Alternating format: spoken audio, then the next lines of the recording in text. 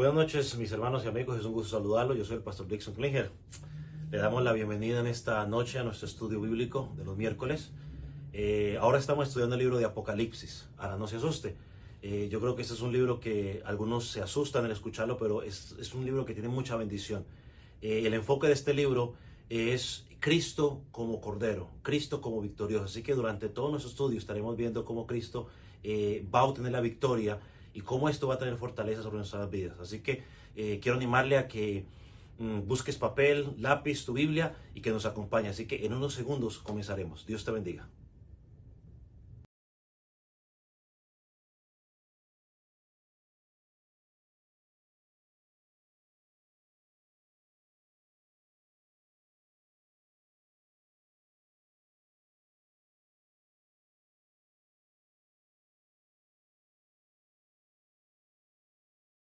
Abra su Biblia en el libro de Apocalipsis. Llegamos a la última parte del capítulo 3. Hoy vamos a estar considerando el mensaje del Señor Jesucristo a la iglesia de la Odisea. Parece ser que el frío hoy le afectó a algunos, ¿no? Menos mal aquí no cae nieve, porque si cayera nieve, pues imagínese. Pero gloria a Dios por usted que pudo vencer el frío, el cansancio, la pereza, y está hoy aquí para adorar el nombre del Señor.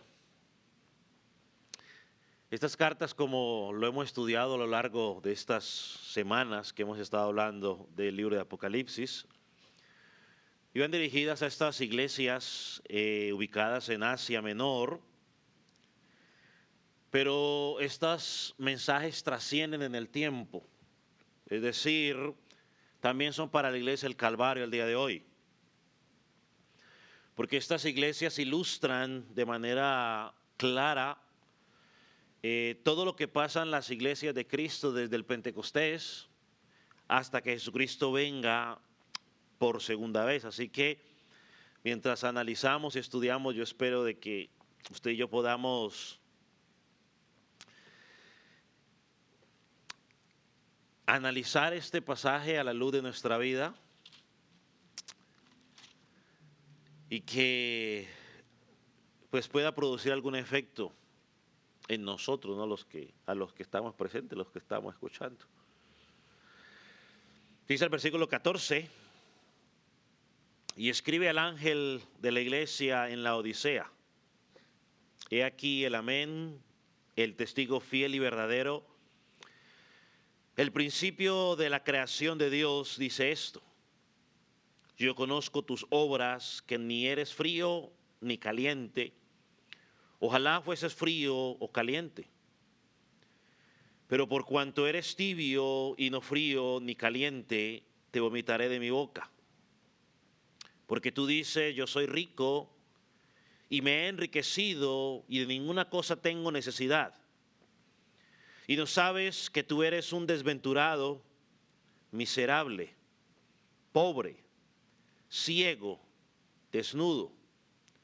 Por tanto, yo te aconsejo que de mí compres oro refinado en fuego, para que seas rico en vestiduras blancas para vestirte, y que no se descubra la vergüenza de tu desnudez. Unge tus ojos con colirio para que veas. Yo reprendo y castigo a todos los que amo. Sé pues celoso y arrepiéntete. He aquí yo estoy a la puerta y llamo. Si alguno oye mi voz y abre la puerta, entraré a él. Cenaré con él y él conmigo. Al que venciere, le daré que se siente conmigo en mi trono, así como yo he vencido y me he sentado con mi Padre en su trono. El que tiene oídos, oiga lo que el Espíritu dice a la iglesia. Puede tomar asiento.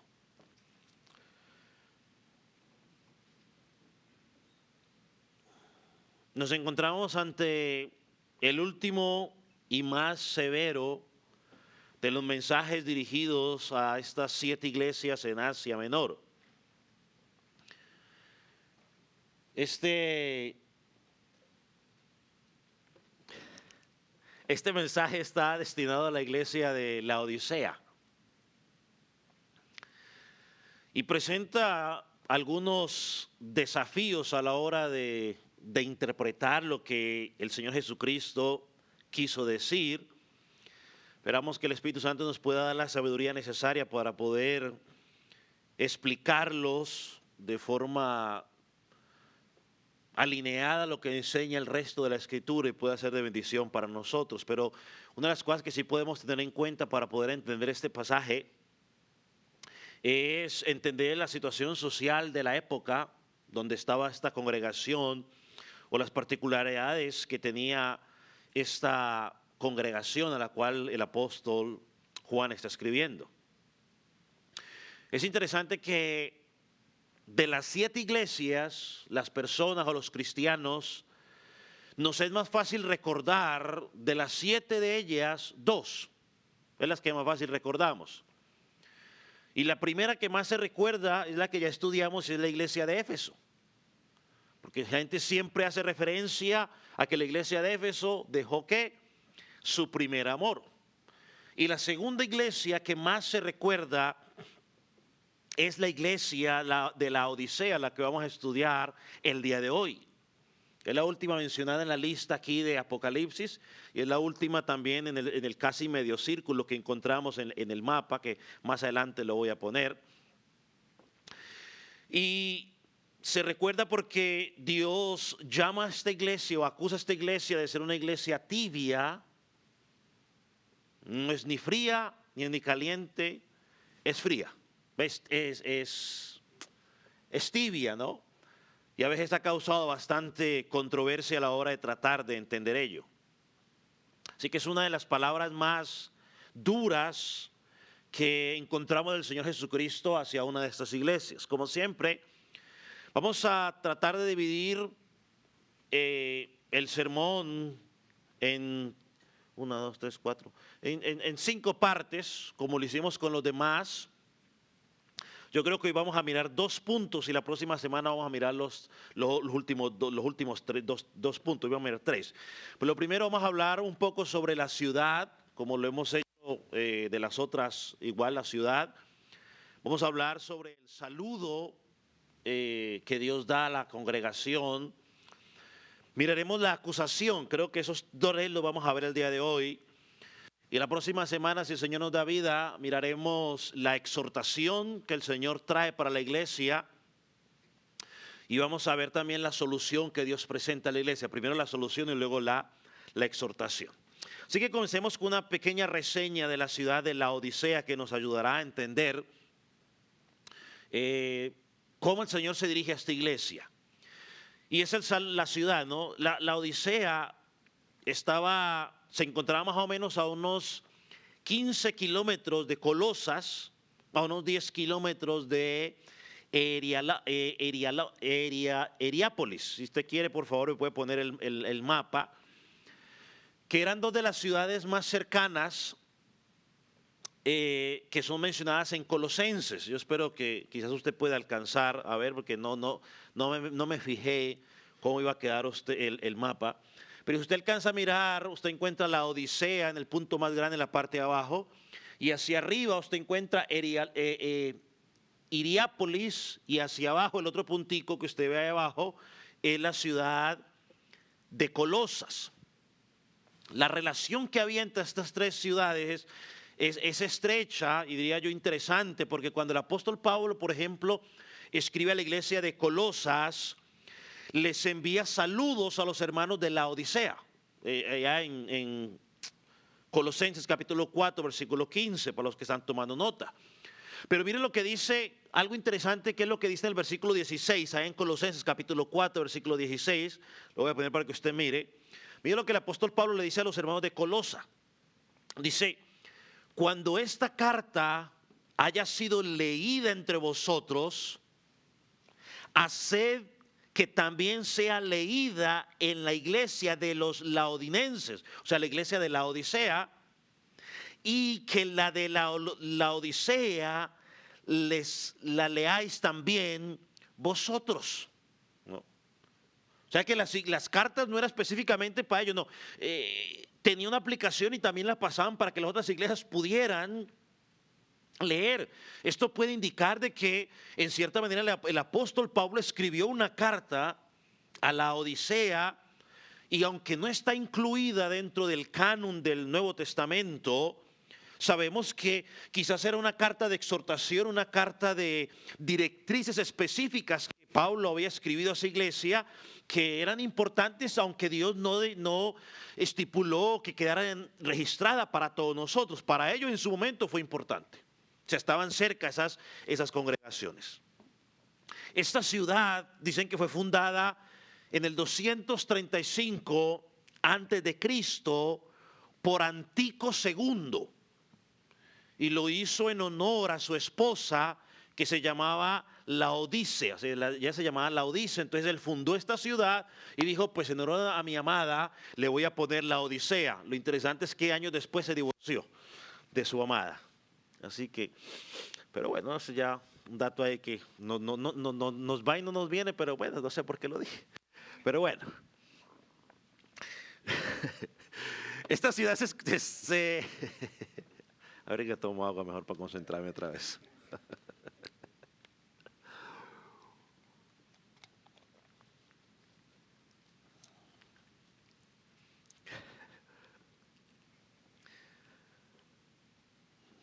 Permitirme decir esto. Es que me reí porque me acordé de un personaje que un día se hizo un tatuaje aquí del rostro de su amada, y creo que luego años después se dejó lo que sea y luego lo mostraron que donde está el tatuaje de ella hizo otra cosa. Entonces alguien decía, piense muy bien lo que te vas a tatuar. Entonces por eso me acordé ahorita cuando recordé que le había puesto a la esposa, a la ciudad la Odisea en honor a su esposa, y luego la dejó. Pero bueno, volvamos aquí a lo que vinimos. La Odisea, esta ciudad estaba ubicada estratégicamente y tenía muchas rutas comerciales que eran clave en Asia Menor, al punto de que esta ciudad de la Odisea alcanzó una prosperidad económica tremenda. O sea, era una, digamos, potencia económicamente.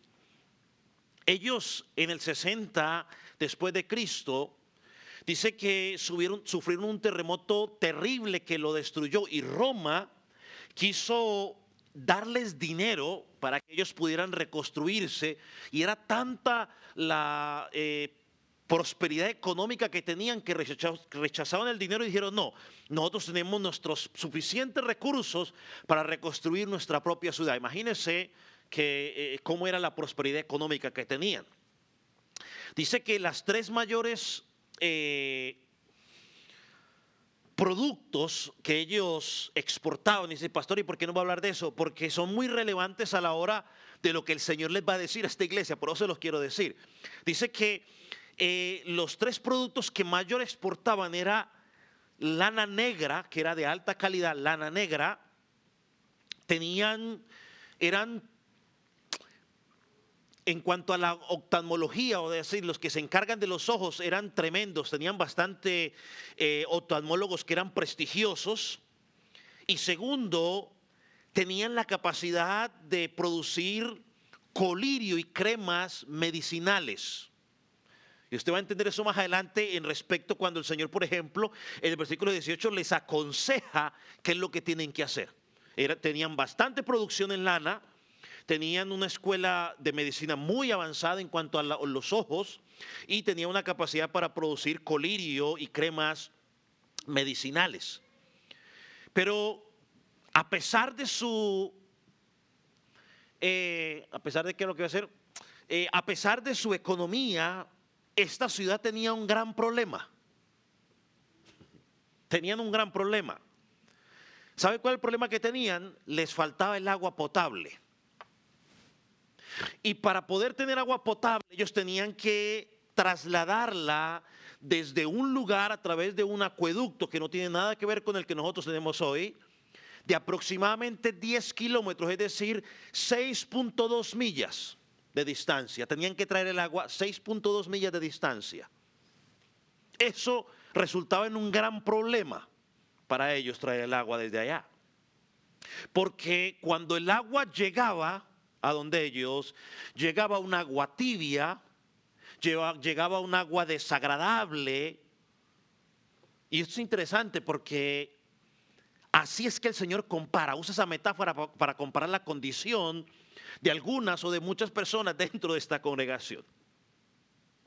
Allí es donde el Señor decidió entablar o plantar esta congregación. Dicen los estudiosos que posiblemente a través del ministerio de Epafras, donde el apóstol Pablo lo describe a él como un hombre fiel y que servía tanto en la iglesia de Colosa, de Hierápolis y la Odisea. Miremos ahora el saludo y espero de que tenga usted estos detalles claros de la situación social, cultural de este pueblo, de esta ciudad, porque nos va a ayudar a entender el mensaje, la exhortación que el Señor hace a ellos. Miremos ahora el saludo del Señor a la iglesia. Dice, ¿qué versículo es? El 14. He aquí el amén, el testigo fiel y verdadero, el principio de la creación de Dios, dice esto. El apóstol nos presenta a Cristo, el verdadero autor de esta carta, identificándolo de tres maneras. O Cristo se identifica a sí mismo de tres maneras. Se identifica como el amén, el testigo fiel y verdadero y el principio de la creación. Miremos primero el amén. Posiblemente el Señor está haciendo referencia a lo que dice Isaías 65, versículo 16, no tiene que buscarlo, donde en hebreo dicen los estudiosos que Jehová es descrito como el Belohem Amén. Es decir, esto se traduce al griego, se vendría traduciendo como el Dios verdadero. El Dios verdadero. El término amén en el hebreo significa confirmar o verificar. Nosotros conocemos el término amén como así es, o estoy de acuerdo. Pero en la escritura encontramos el uso de este término de una forma amplia y sobre todo cuando el Señor Jesucristo se iba a dirigir a sus apóstoles o en algunas otras personas, muchas veces decía, de cierto os digo. Bueno, los traductores dicen que el término original que usa es esto, es amén, amén os digo.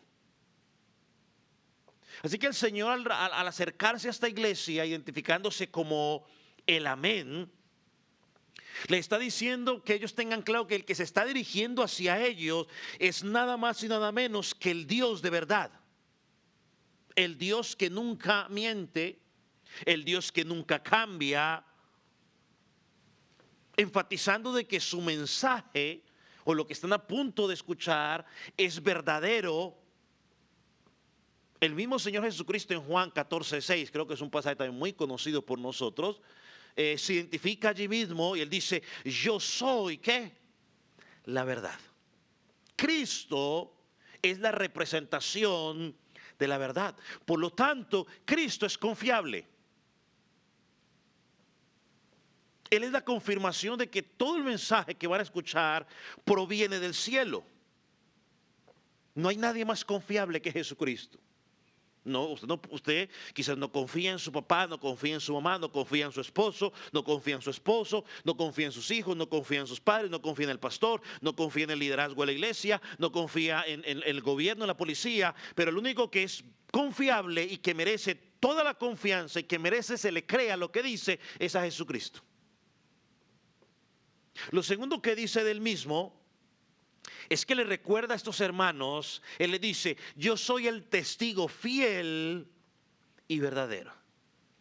Quizás también haciendo referencia a las mismas palabras que ya el apóstol Juan había hablado del Señor Jesucristo en el capítulo 1, versículo 5. Sí, versículo 5, puse 15 aquí, pero es versículo 15, 5. Donde él se refiere a sí mismo como el testigo fiel. Con estas palabras el Señor Jesucristo está recordando a estos hermanos que Él era el verdadero testigo del Padre. Miren lo que dice Juan, capítulo 17, versículo 8.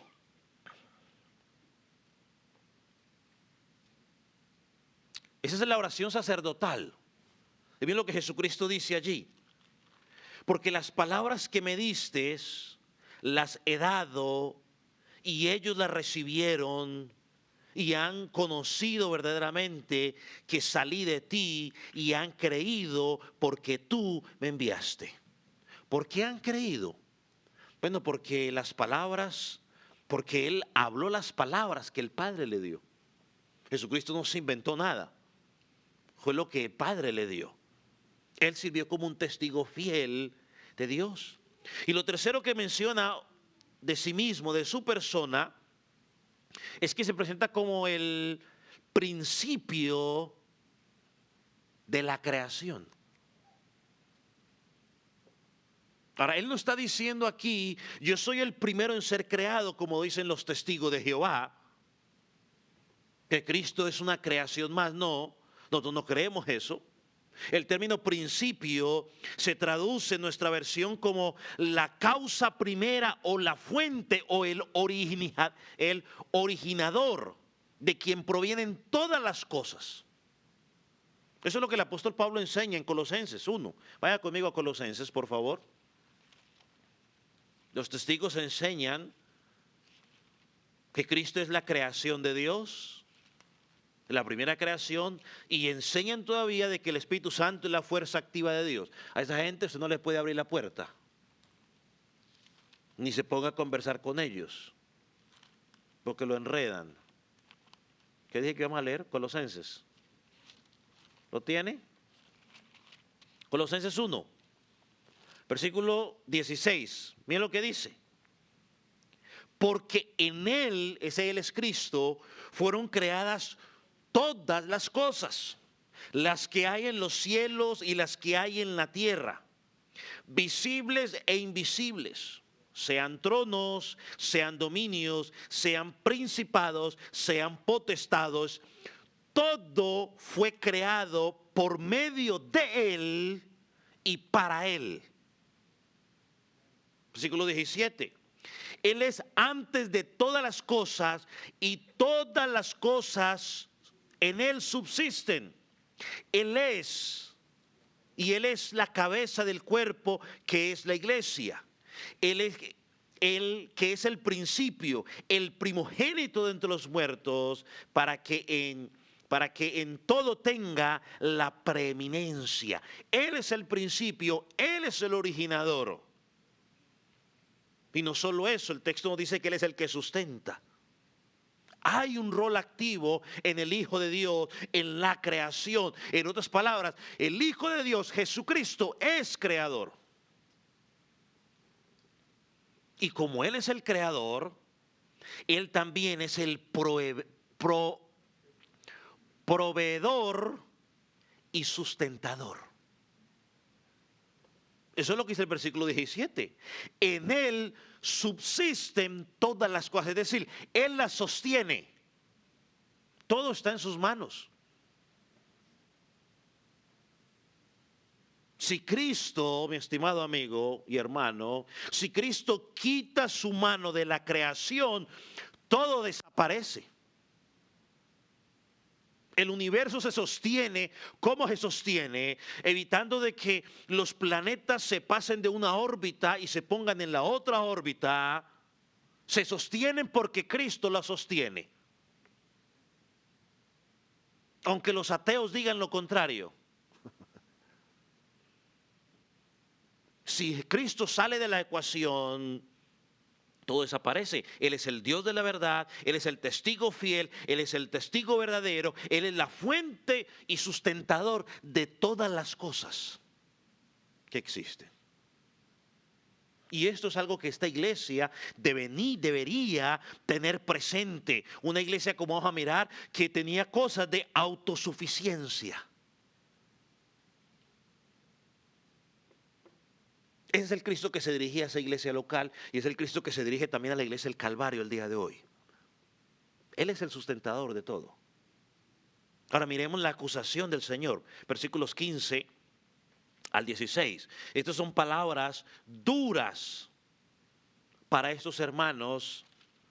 Cuando yo pensaba en la iglesia de Sardis, ¿no? Creo que era así.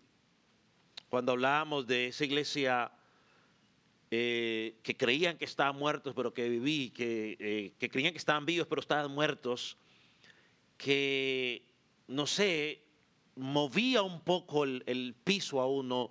Cuando se encuentra con esta descripción que el Señor da aquí, es otra de esas descripciones que uno dice, wow, Señor. Miren lo que dice el versículo 15.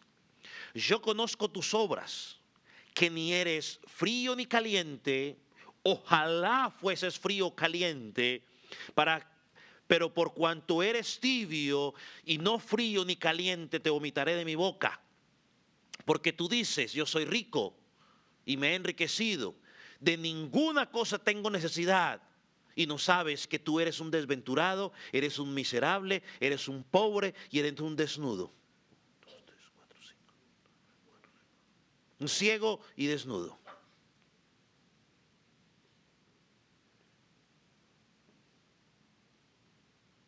Y si usted sigue leyendo, llama la atención de que esta es una de las cartas donde no hay una sola palabra de alabanza. En las otras encontramos algunas palabras de alabanza. Había unos que habían dejado el primer amor, pero por lo menos no toleraban a las falsas enseñanzas, otros toleraban las falsas enseñanzas, pero por lo menos había amor.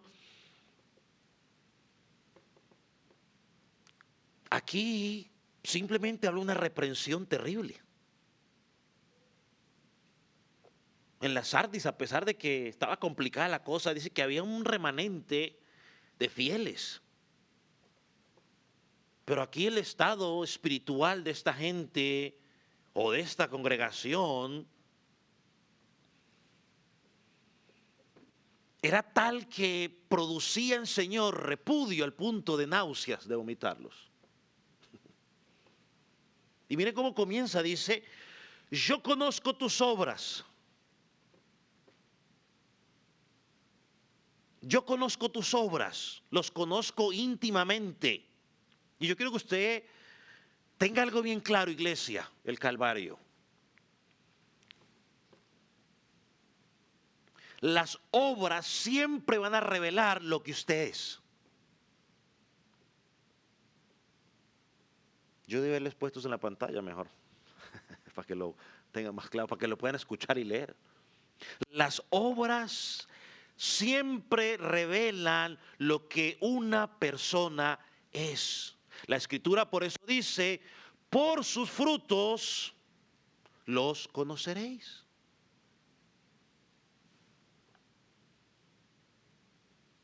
En Romanos capítulo 2, versículo 6 al 8, el apóstol Pablo lo explica de una manera diáfana o clara.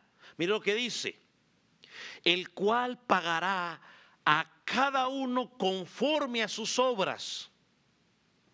Vida a los que, perseverando en hacer el bien, buscan la gloria y honra e inmortalidad, pero ira y enojo a los que son contenciosos y no obedecen la verdad, sino que desobedecen la injusticia. ¿Cuántos tipos de personas? Dos. Los que perseveran haciendo el bien, buscando la gloria de Dios, honrándolo, y aquellos que viven desobedeciendo a Dios. Ahora, ¿significa esto que tú eres salvo por hacer obras? La respuesta es no, de ninguna manera. La Biblia dice claramente en Efesios que somos salvos por fe pero nuestras obras evidencian nuestra salvación, o la ausencia de las obras o la ausencia de los frutos reflejan quiénes somos. No es el que diga que es salvo. Todo el mundo dice que es salvo. Muchos de Roma creen que van para el cielo. Ellos dicen que son hijos de Dios porque fueron bautizados desde pequeños. Todos somos hijos de Dios. Lo mismo que pensaba usted antes de llegar al cristianismo. Cuando Cristo le quitó la venda, dijo, verdad, ya entiendo por qué soy hijo de Dios. Y eso no es cuestión de los cristianos. La Biblia lo dice claramente en Juan capítulo 1, versículo 12 y versículo 13. Santiago enseña lo mismo. Santiago dice que la verdadera fe se manifiesta por medio de las obras. Santiago dice, muéstrame tu fe y yo te muestro. Santiago dice, yo a través de mis obras te voy a mostrar cuál es mi fe. Porque mucha gente dice, y esto es lo que yo, eso no es mío, lo he escuchado y ahora lo digo, que es el ateísmo práctico. Muchos en la iglesia dicen que creen en Dios, pero en la práctica viven como si Dios no existiera. Ellos creen que hay que orar, pregúntele si oran. Ellos creen que hay que leer la Biblia, pregúntele si la leen. Ellos creen que hay que congregarse, pregúntele si congregan. Ellos creen que hay que perdonar, pregúntele si perdonan. Ellos creen que hay que, no sé, amarse los unos a los otros. Pregúntese si realmente se aman los unos a los otros. O sea, creemos una cosa de Dios, pero vivimos otra. El ateo al menos dice que no cree en Dios y vive de esa manera. Pero dentro de la iglesia encontramos gentes que dicen eso.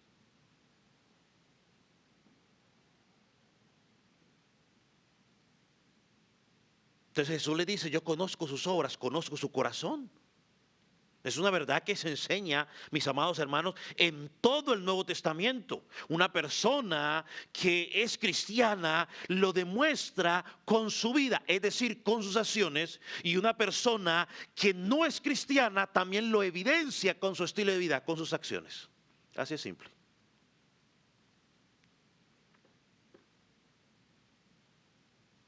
¿Eres cristiano? Bueno, demuéstralo. ¿Cómo? Por cómo vives. Por cómo piensas, por cómo actúas.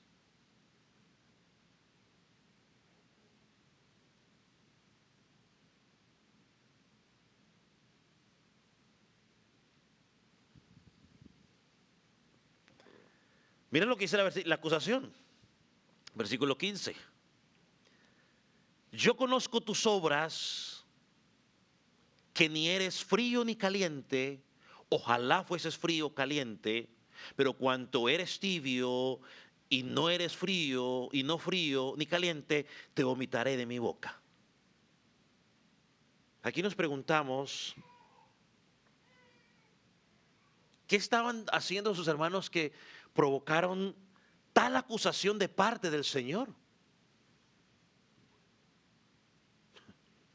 ¿Qué estaban haciendo que provocaron tal acusación? ¿Cuáles eran sus obras?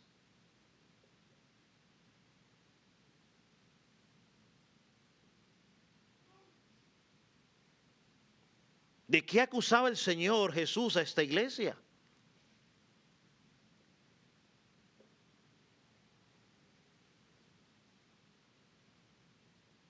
Bueno, decían que eran tibios en lugar de ser fríos o calientes. Ahora, aquí viene otra pregunta. ¿Qué significa esto? ¿Cómo entendemos esta acusación del Señor a la iglesia de la Odisea?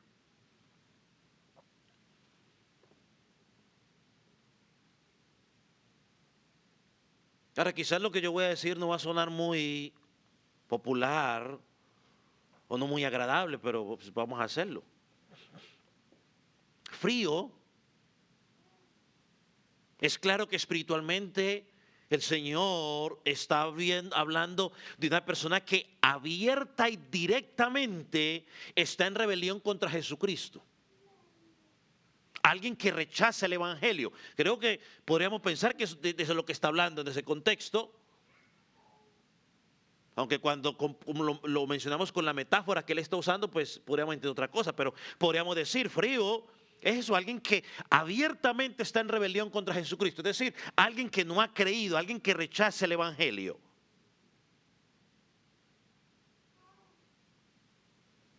No quiero saber nada del cristianismo. Ahora, ¿qué significa caliente? Bueno, pues yo tendría que decir que espiritualmente significa espiritualmente vivo. Pero él dice aquí, es que tampoco estás vivo. O sea, ve, tampoco estás caliente. En la iglesia y en el mundo hay muchas personas que están totalmente fríos hacia las cosas de Dios. O sea, no les interesa nada del evangelio en absoluto. No despierta ningún interés por las cosas espirituales, nada.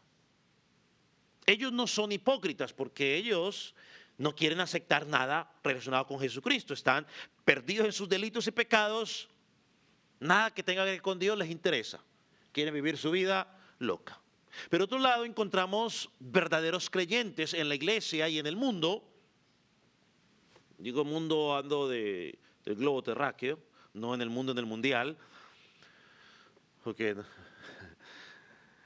que se caracterizan porque espiritualmente tienen un celo vivo, fervor por Dios y su obra.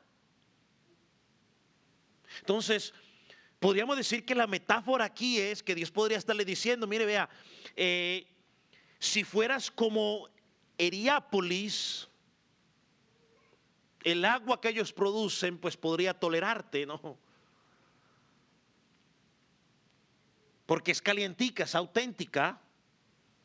Incluso si fueras como los de Colosa, que el agua que ellos traen es un agua fría que también se puede tolerar, pero ustedes no son ni lo uno ni lo otro.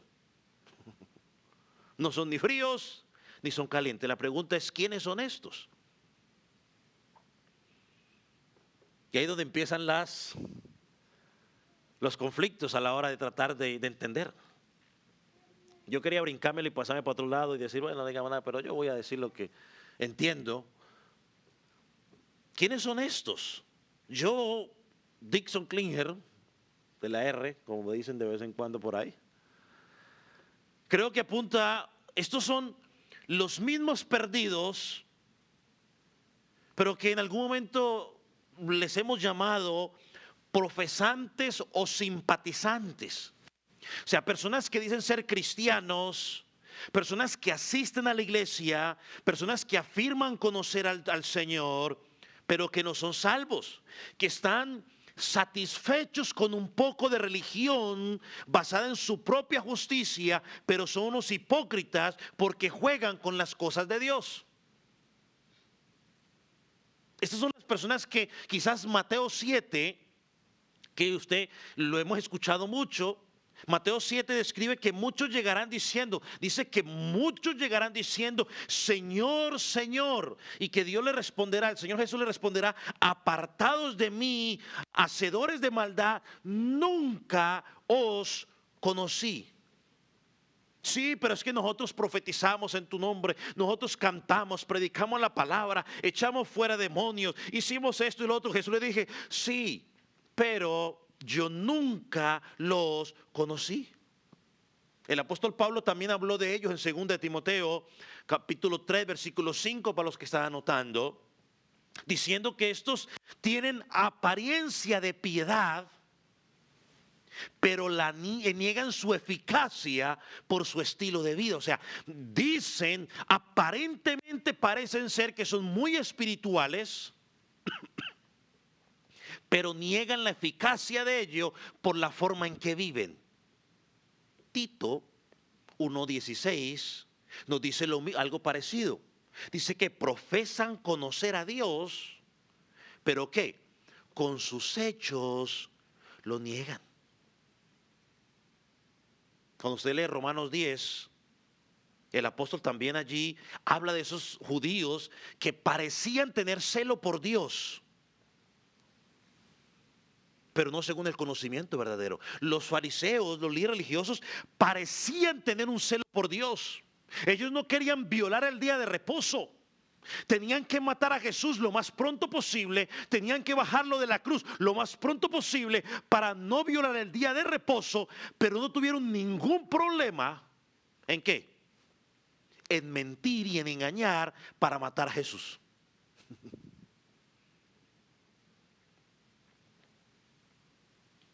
Eran hipócritas. El mismo Jesús los llamó hipócritas. Superficialmente parecían cristianos, pero no pertenecían a Cristo.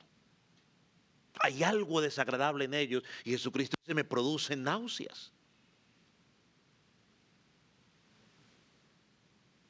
Yo le he dicho muchas veces y hoy lo voy a volver a decir. Mire, hay más esperanza para alguien que nunca ha sido tocado por el Evangelio que para alguien que finge conocer a Cristo. Hay mucha más esperanza. No hay nada más lejos de la verdad de Cristo que alguien que hace una profesión vacía, sin verdadera fe en el Señor. Y en las iglesias encontramos una cantidad de personas que hacen eso. Y Satanás tiene el control de esas vidas.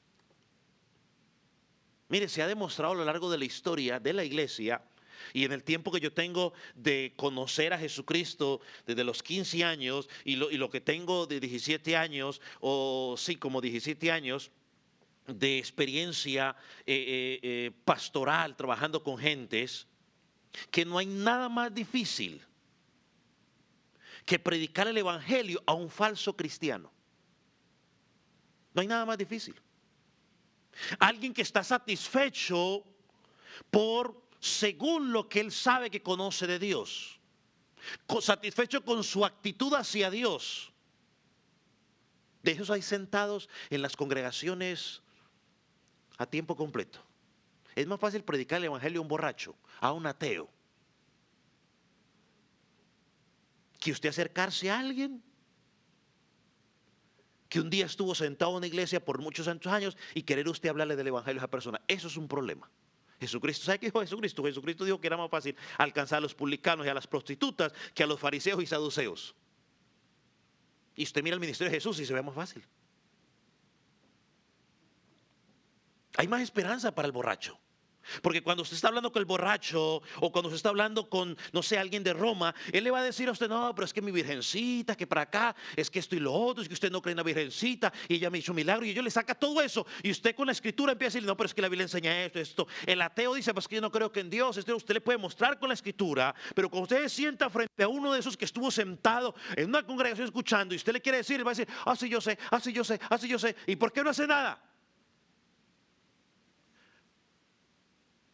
Porque me miraron feo, porque no me llamaron, porque esto, porque lo otro, y saca una cantidad de cosas y no hay versículo que usted le quiera decir: sí yo sé.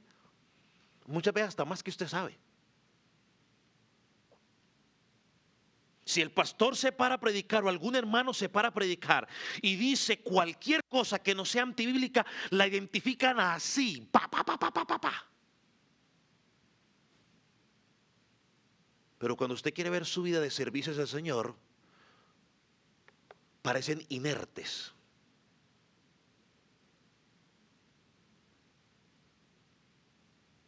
Y cualquier cosa que usted diga: sí yo sé.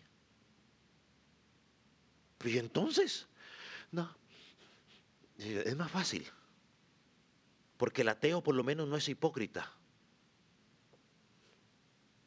El otro sí es hipócrita.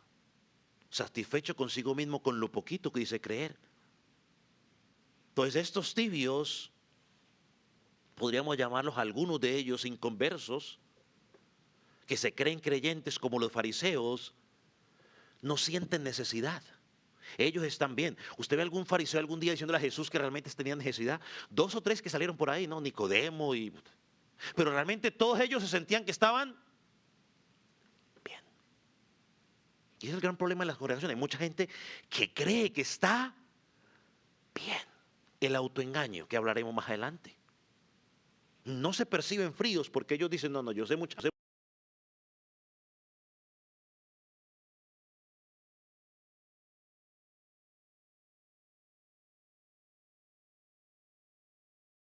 Que hay creyentes verdaderos que pueden estar pasando por un momento de decaimiento espiritual.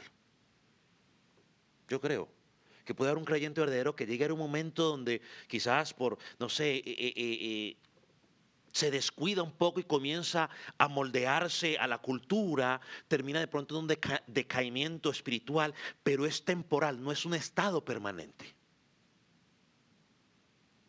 Elías entró en un estado de decaimiento por un rato, ¿o no? Jonás también, porque se enojó, se molestó. O sea, podemos, pues ya en un momento donde el mismo apóstol Pedro, mire que cayó en un momento así de situación. Pero no se convierte en un estado en donde yo viva. A veces uno se desanima. Es más, hoy me pasó, hoy salí yo solamente para el servicio y llego y encuentro unos a dos o tres y dije, ¿y ahora qué pasó? Dije yo. En broma le dije a un hermano, ¿qué será que es que le dijeron que iban a deportar a todos los que llegaron a la iglesia del Calvario hoy? Porque no veo a nadie aquí, llegaron dos, tres.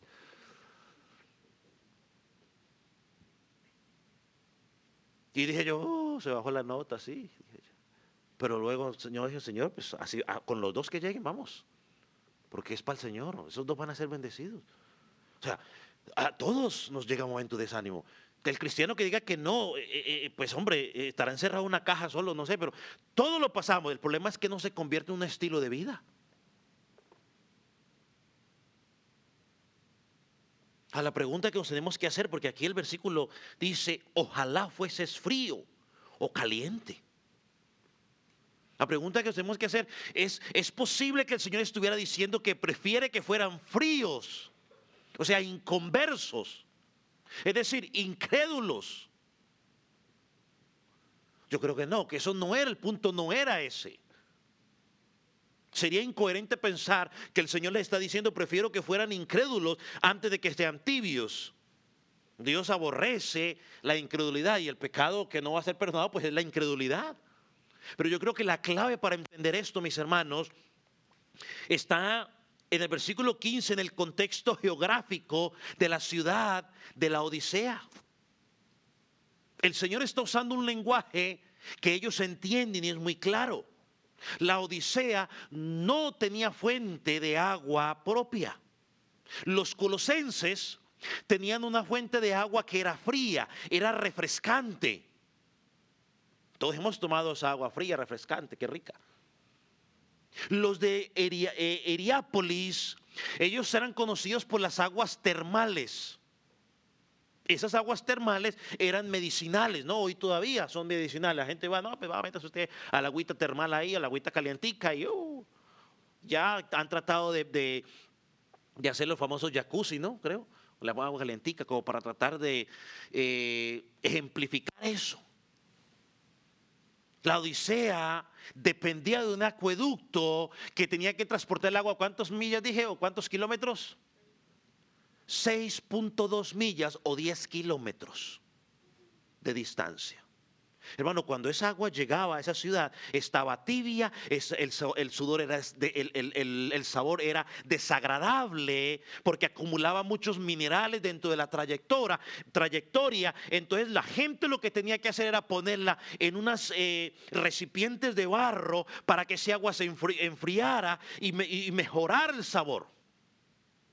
Nadie se la tomaba. Era un mal sabor. Y el resultado de eso era su lejanía a la fuente del agua. Entonces el reproche del Señor Jesús a esta congregación, a esta iglesia, era que se habían alejado de Él, de la fuente de la vida. Por eso eran tibios. No refrescaban como el agua fresca de los colosenses, ni tampoco sanaban como las aguas termales de los de Hierápolis. Habían perdido su utilidad como iglesia local. No estaban cumpliendo el propósito por el cual Dios los había dejado en esa ciudad. No es que fueran abiertamente hostiles hacia Dios, pero eran como sal que no salaba, luz que no alumbraba. No estaban brindando agua fresca al cansado con el evangelio, ni tampoco estaban brindando o ayudando a los enfermos espirituales con ese agua caliente. Estaban tibios, o sea, ustedes están sirviendo pan, son dignos de vomitar, o sea, producen náuseas. Perdido la esencia de lo que significa ser iglesia. Esto fue algo similar que le pasó al pueblo de Israel cuando el profeta Isaías en el capítulo 6 confronta a Efraín y a Judá y les pregunta: ¿qué haré contigo, Efraín? ¿Qué haré contigo, Judá? Porque vuestra lealtad es como la nube matinal y como el rocío que temprano desaparece. Dice: así es tu lealtad conmigo. Dura lo que dura la neblina en la mañana. ¿Cuánto tiempo dura? Un ratico. ¿Y sabe la razón de su alejamiento? ¿Sabe cuál era? Su autosuficiencia. Yo se lo dije al principio. Era una ciudad económicamente próspera que no dependían de nadie. Nuestros países dependen mucho de la ayuda de Estados Unidos. Y a veces Estados Unidos, por ayudarlos, pone a bailar como Estados Unidos quiere que bailen. Que no, entonces no le damos ayuda económica. Entonces, ¿qué hacen sus gobiernos? Pues bueno, ¿cómo quiere que bailemos? Tapatillo, pues bueno. Los pone a bailar como quiere. Bueno, esta ciudad no tenía eso. Y parece ser que como los ciudadanos culturalmente pensaban que no tenían necesidad de nada, eran autosuficientes, parece ser que la cultura llegó a la iglesia de la Odisea y ellos comenzaron a pensar lo mismo: no tenemos necesidad de nada. Y eso es lo que el Señor Jesucristo dice más adelante: ustedes piensan que no tienen necesidad de nada. Versículo 17: y ninguna cosa tengo necesidad. Nosotros como iglesia tenemos ese problema, tenemos que reconocerlo. Esto no solo de la iglesia del Calvario, sino de toda la iglesia, es adaptarse a la cultura en la que vivimos. Romanos nos dice: no os adaptéis al mundo, sino que nuestra mente sea renovada. Pero le digo algo: muchas veces hemos convertido la iglesia en el lugar de entretenimiento. Hagamos cosas atractivas para que la gente se sienta atractiva, atraída y venga y esté con nosotros. Y hoy la iglesia hace una cantidad de actividades para atraer a la gente. La iglesia de los apóstoles que fundó el Señor Jesucristo dice que ellos perseveraban en la comunión, en el compañerismo, en la doctrina, en la oración, y dice que el Señor, ¿qué hacía?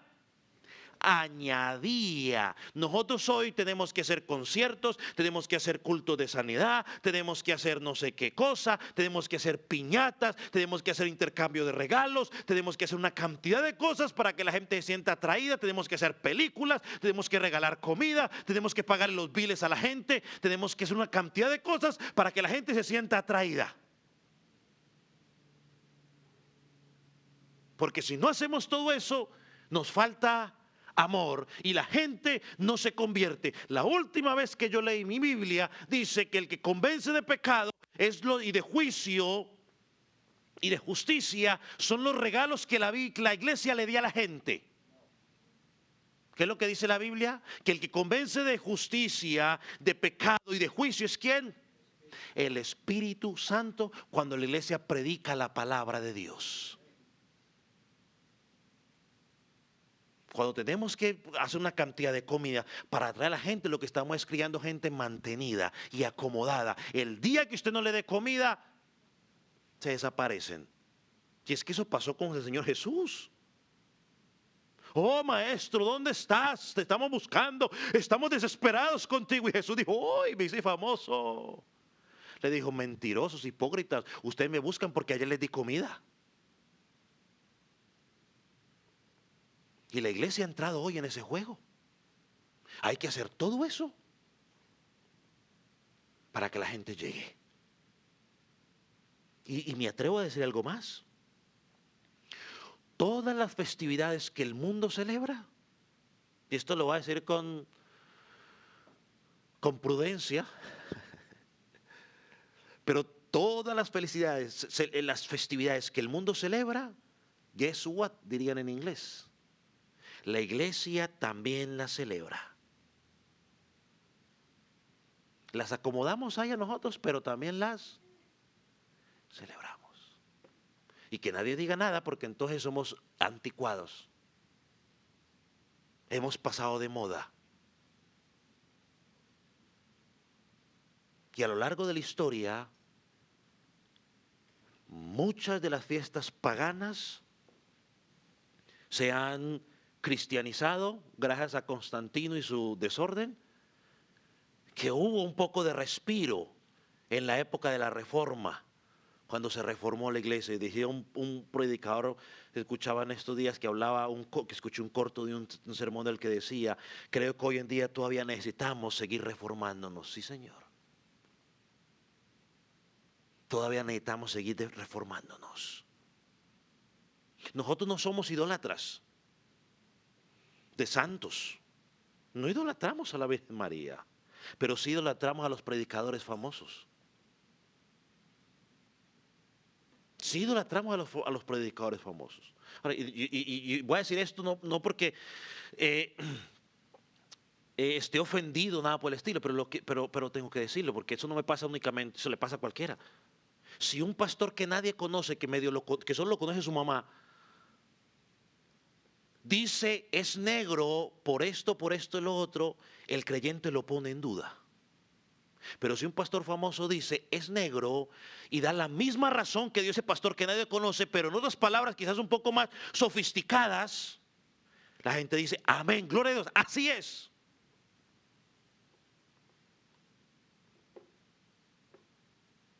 La iglesia de la Odisea se estaba adaptando a la cultura, y nosotros, si somos honestos, nos estamos también en muchas cosas adaptando. Nos creemos autosuficientes. Por eso creían que podían vivir sin el Señor, disfrutando su vida.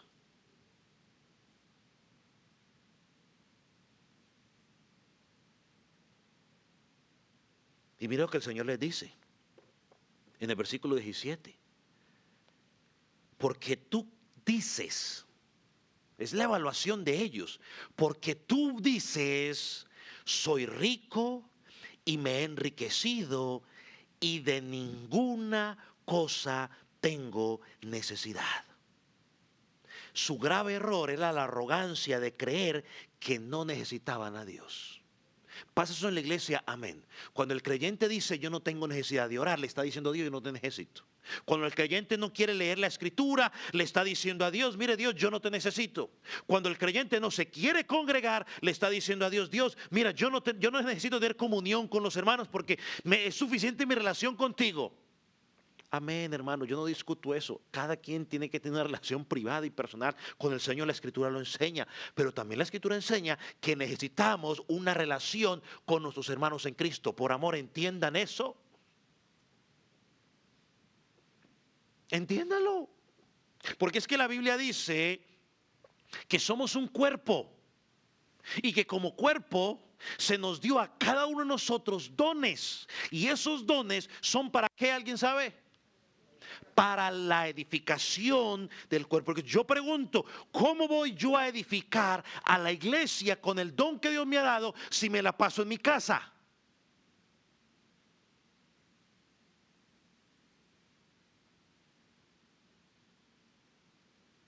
¿Cómo? ¿Cómo voy a poner en práctica el perdonarnos los unos a los otros si ni me congrego porque no los quiero ver?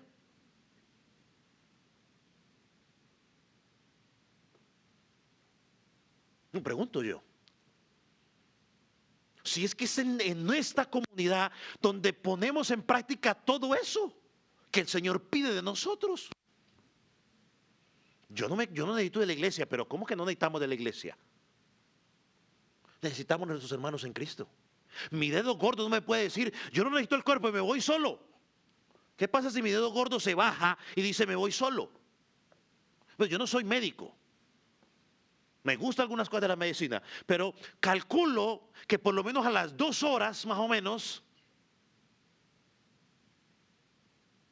no va a servir para nada. No va a servir para nada. Yo voy a quedar mocho. Mi cuerpo se adaptará, sí, pero este ya no sirve para nada. Necesitamos la iglesia. Necesitamos el cuerpo de Cristo. Ellos pensaban que podían hacer las cosas sin buscar la ayuda de Dios. Ese es el terrible engaño del pecado, que nos hace creer una cosa y nos ciega a la realidad. Ese es el terrible pecado. Miren lo que dijo este comentarista, James Franksy. El pecado nos hace creer que estamos a las puertas del cielo, cuando realmente estamos listos para caer en el más profundo infierno. ¿Sabe qué me acordé? Mateo 7, cuando leía esto. Señor, Señor. Él dice, muchos, en el día final muchos dirán, Señor, Señor, hicimos esto. El pecado nos hace creer que estamos a la puerta del cielo, cuando en realidad estamos listos para caer en el más profundo infierno. Ahora, ¿cómo terminaron en esta situación? Bueno, ya lo dijimos. La respuesta del Señor Jesucristo en el versículo 17. Y vamos a hablar de esto y terminamos allí. La autoevaluación que se hicieron de ellos que creían que estaban bien, hermano. Yo cada vez entiendo más por qué David es considerado el hombre conforme al corazón de Dios. No porque David no pecara, porque quizás David adulteró y usted y yo no hemos adulterado. Pero David oraba, Señor, no sé, no lo tengo claro ahora, habría que mirarlo. No sé si la oración esta fue después de, yo creo que sí, tuvo que haber sido después de que su arrepentimiento y haber examinado su vida, que llegaba y decía, Señor, examíname, pruébame. Señor, dice, líbrame de los pecados que me... Yo creo que tuvo que haberlo escrito después. Líbrame de los pecados que me son ocultos, porque él dijo, él mismo lo dice, que mientras él cayó el pecado, dice que sus huesos se envanecieron, o sea, que él no lo quería, no lo confesaba, internamente él sabía que estaba podrido y decía, Señor, me estoy pudriendo por dentro del saber que he pecado contra ti. Más adelante en su vida dice, oh Señor, líbrame de los pecados que me son ocultos. Por eso era un hombre conforme al corazón de Dios, no porque no pecara. Tú y yo podemos llegar a ser un hombre y una mujer conforme al corazón de Dios si actuamos de esa manera. Ellos se sentían orgullosos, autosuficientes, como si nada les faltara.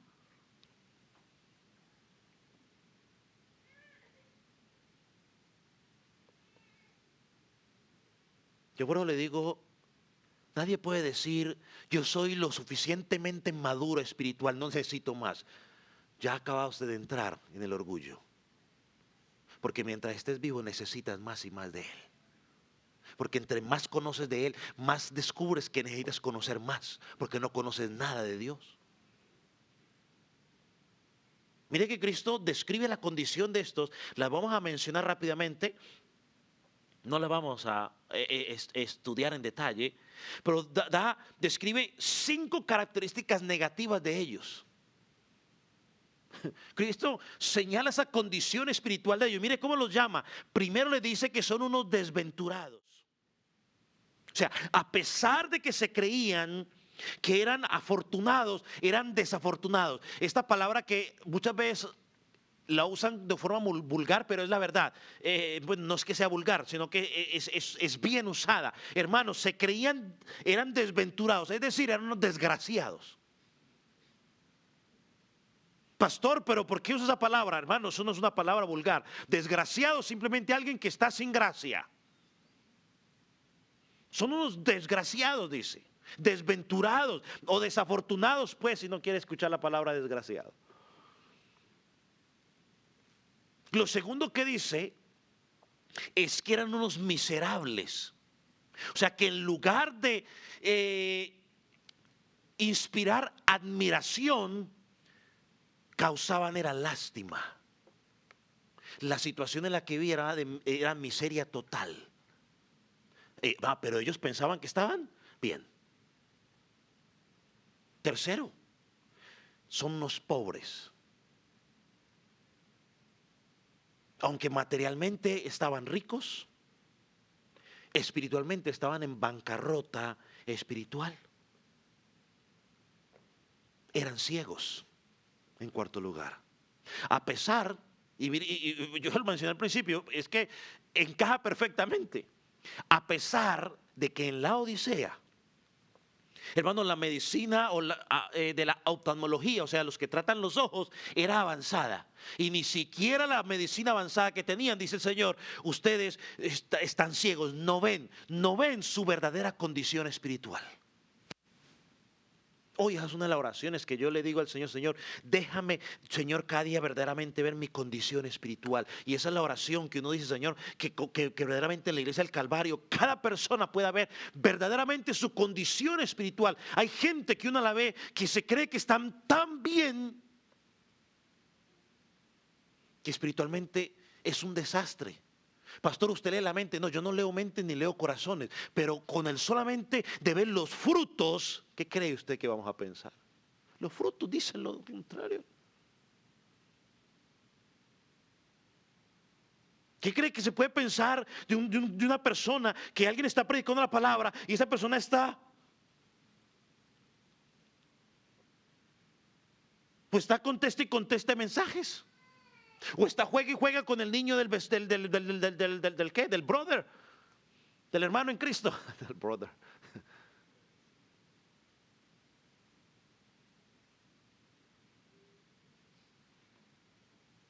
Que no se manifiestan las actividades congregacionales.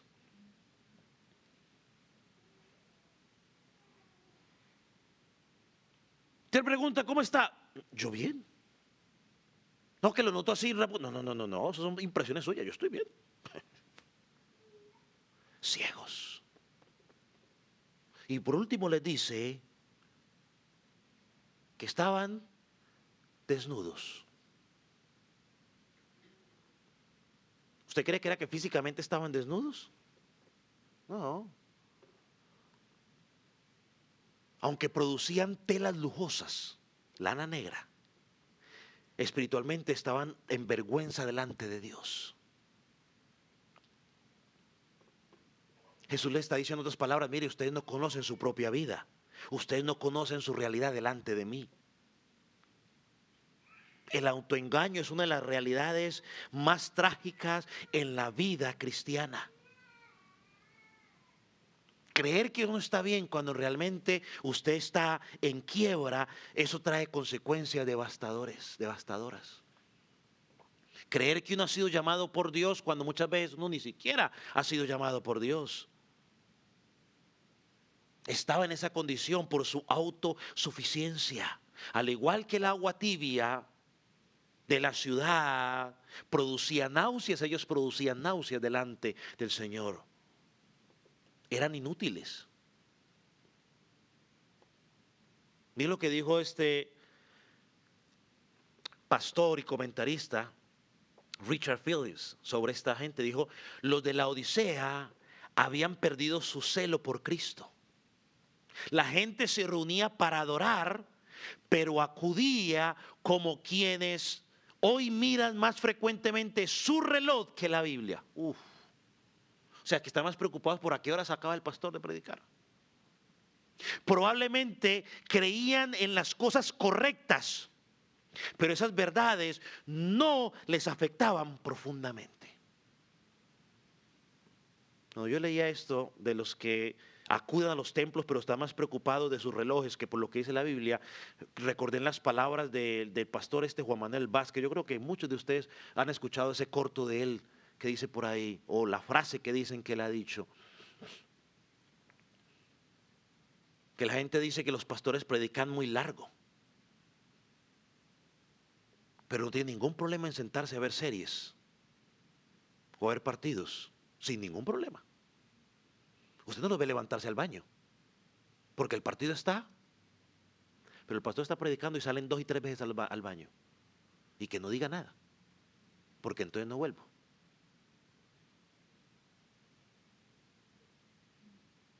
Estamos preocupados por eso. Dice, probablemente creían en las cosas correctas, pero esas verdades no les afectaban profundamente. Así hay mucha gente. Ellos creen en las cosas correctas, pero eso no afecta a su vida. Como los demonios. Los demonios creen en las cosas correctas. Ellos creen que Jesús es el Hijo de Dios. Ellos creen que van a ser castigados al final. Pero ¿ha afectado a sus vidas? No, siguen viviendo como demonios. Y hay mucha gente en las congregaciones demonios. Creen en las cosas correctas, pero viven como demonios. Esto, hermano, a Cristo tristemente le estamos dando las migajas. Porque primero está mi descanso. Primero están mis diversiones. Primero están mis actividades, las que sean deportivas. Y Cristo en el último lugar.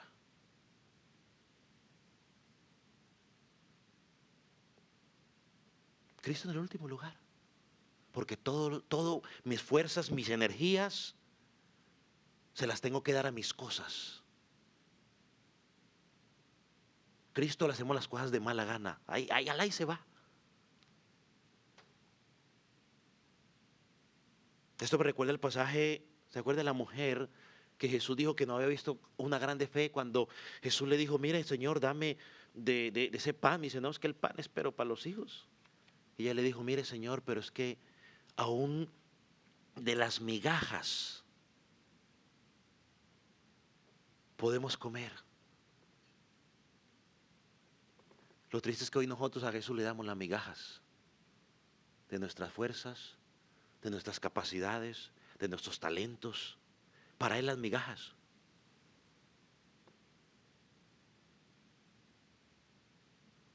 Hemos puesto a Cristo en el lugar hoy que Cristo tiene que esperar a que yo tenga tiempo.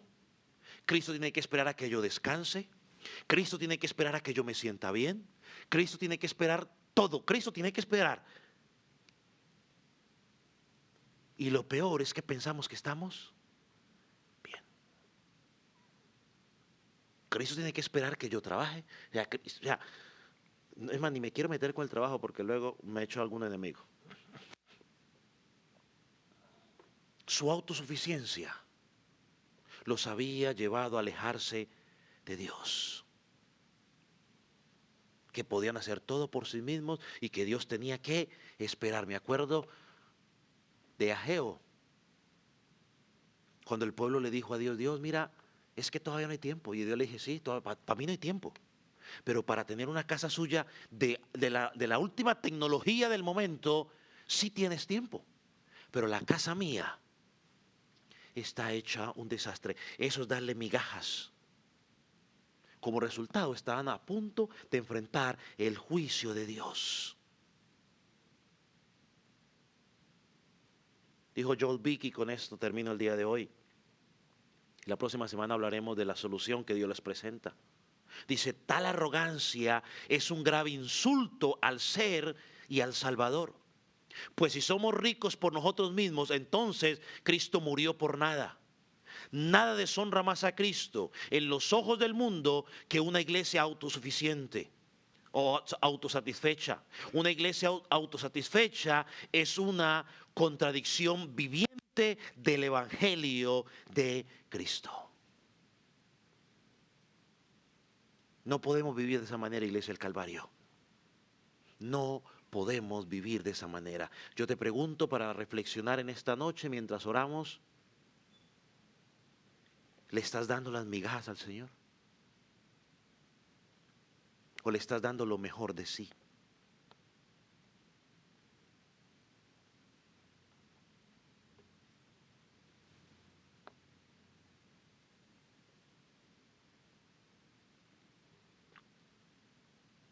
Cuando tienes que prepararte para ser ujier, das lo mejor de ti, te preparas durante la semana diciendo, Señor, ¿cómo puedo ser un mejor ujier? Si eres maestro, Vienes y tiras el mensaje nomás ahí o durante toda la semana dices, Señor, yo tengo que prepararme porque quiero dar lo mejor. Corres la milla extra. Si eres músico, ¿le estás dando las migajas a Dios de tu instrumento o te estás esforzando por decir, yo quiero aprender mejor y mejor porque quiero tocar para el Señor? Dale lo mejor. Eres intérprete. Te estás esforzando cada día y Señor, yo quiero mejorar porque quiero dar un mejor servicio de interpretación. Si manejas computadora, si manejas sonido, te estás esforzando por aprender cada día a ser mejor para darle al Señor el mejor servicio o le estás dando las migajas. Llegas ahí y haces lo que tienes que hacer, copias lo primero que ves, medio practicas, medio sirves de ujier, ni siquiera no sé. Eres maestro y llegas ahí, medio dices lo primero que te viene a la mente sin haber estudiado. ¿Le estamos dando las migajas a Dios o le estamos dando lo mejor?